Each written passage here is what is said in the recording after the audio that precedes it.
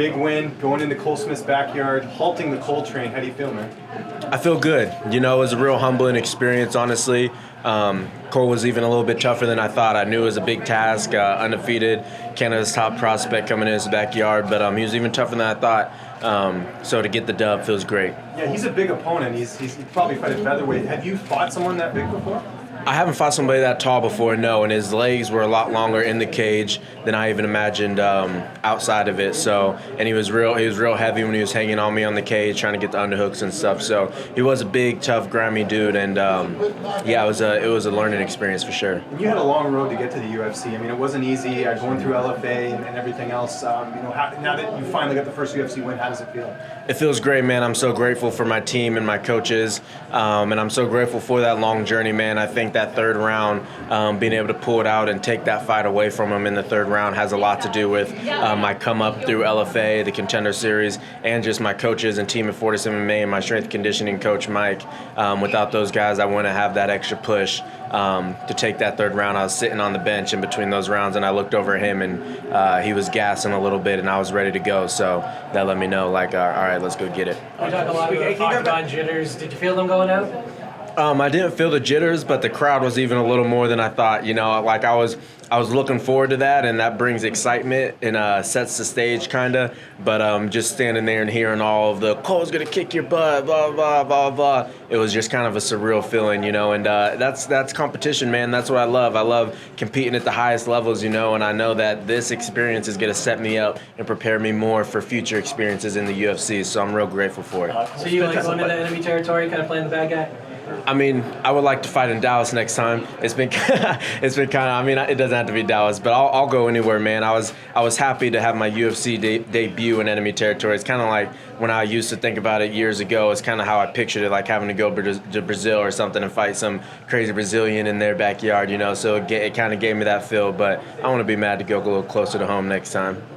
Can you talk about that third round? Because that seemed to be a very pivotal round. Like, I mean, he looked completely exhausted on camera. How did it feel for you to look at him across the cage? I saw that he was tired, and I knew that I had gas, and but really it didn't even matter. He could have been not tired at all, and I would have went out there and tried to steal that fight. I just knew sitting in between the second and third round that if I didn't go out there and just let everything go, that I was going to walk away with the L. So that just goes to my training partners, my team, my strength and conditioning coach. That's what we do at Fortis, man. We go out there and we steal fights, and that's what I had to do. I had to take a soul. Cole Smith is a fighter that you called out specifically. You didn't get a chance for a post-fight interview here, but do you have your next shot ready? Like someone to call it? No, there's a lot of tough guys in the division, you know, and I'm just going to go back to the drawing board. That fight definitely was kind of an eye-opener to some things that I want to work on. So I'm just going to go back, get healthy. I hurt my hand a little bit in the third round, so we're just going to see what happens next. What about this fight specifically? You asked for Cole Smith. What about that fight appealed to you? Well, he's an undefeated guy. I love fighting undefeated guys. Canada's top prospect, and he got that short notice fight against Mitch Gagnon, which is a fight that I really wanted. I was watching that whole card. There was 3 bantamweight fights on it, and I knew somebody was going to pull out, and I just thought that was going to be my moment. When somebody pulled out, I was going to jump in. So when he got that fight, and then watching him get the win against Mitch Gagnon, I was just like, man, that'd be an awesome debut. And somebody tweeted, maybe one of you guys, maybe Miles Johns versus Cole Smith in Vancouver the day after my Contender Series fight, the morning after, and I saw that on Twitter, and it was just intuition I had in my stomach, like I think that's going to happen. Was it the fight you were expecting? For some reason, when I saw that tweet, I even told my family, I told my wife, hey, let's make sure we have the kids' passports ready, because I have a feeling we might be going to Vancouver for our first fight, and we're here now. And so I was kind of expecting it, but I wasn't for sure, obviously. Just to hear, what's it like having the family with you and bringing them along for this whole ride? It's amazing, man. My family means everything to me. You know, I don't fight for them. I fight for myself. But to have their support, I mean, it's just like I'm not going to let that's in between the second and third round. I'm not going to let that extra 10 G's go because I got to feed my kids, you know what I mean? So it's amazing. This time I had them come out after I made weight. Last time for the Contender Series, they were with me the whole time when I was cutting weight and stuff, and the flight from Dallas to Vegas with 2 kids. cut low calories like that. It was tough. So this time they came out. Shout out to my wife. She had them. She held down the fort while I was gone and stuff. But being able to bring my wife up to the green room after this and being able to kiss my kids goodnight tonight is just that means everything to me. So it's awesome. Fortis MMA has really been this breakout gym over the last 12 months. Training there, what's the atmosphere like? Do you guys feel like you're on top of something new, something exciting, something that's going to make a big splash? We don't really.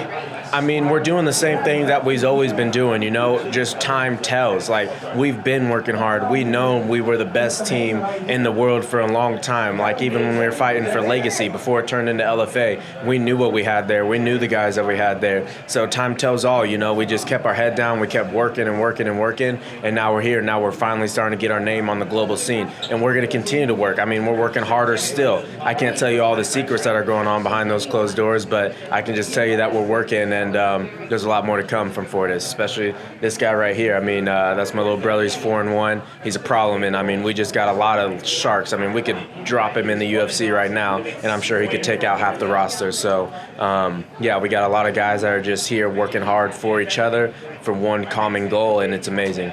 You mentioned LFA. The future's a little bit grim right now with Access TV getting rid of it. What was your reaction when you heard that news? It was sad, man. I feel like, I don't really know the ins and outs, but I feel like a lot of people watch Access TV for LFA. Of course, I'm biased because that's all I watch on there. But yeah, it was kind of sad to hear that news. But MMA is a growing sport, man. It's blowing up right now, so I'm sure something's going to come up. But yeah, I was a little disappointed to hear that. And speaking of LFA, Ricky Simone and you nearly fought in LFA. It looked like that was going to happen at some point. Just you guys were both on the come up, and he went to the UFC. Is that a fight down the line you'd like, just because you guys had both come through the LFA system? Down the line, yeah. Ricky's got a lot of experience, and I've been kind of keeping an eye on him. He was actually on the Contender Series when Steven was, and I came, and he was there, and I was still a year behind. So in the future, man, yeah, everybody on the roster is a future fight, and that's another tough dude, just kind of very similar to me. So yeah, that's definitely a fight down the line that we'll be looking at. Miles, how did all this compare to the Contender Series experience, and also, or even LFA title fight? How did all these experiences stack up against each other? It was completely different, man. Stepping into that arena and hearing everybody booing me and all this stuff, man, it was a completely different experience. But everything that I've done leading up to this point has made me ready for it. I was real comfortable. I just took it all in, and it was like, yeah, man, I just felt comfortable and free in there. It was real exciting. Exactly what I was looking for a UFC debut. I would have rather got the knockout, but aside from that, yeah. Outside of the booing tonight, how's Vancouver treated you? They've treated me real well, man.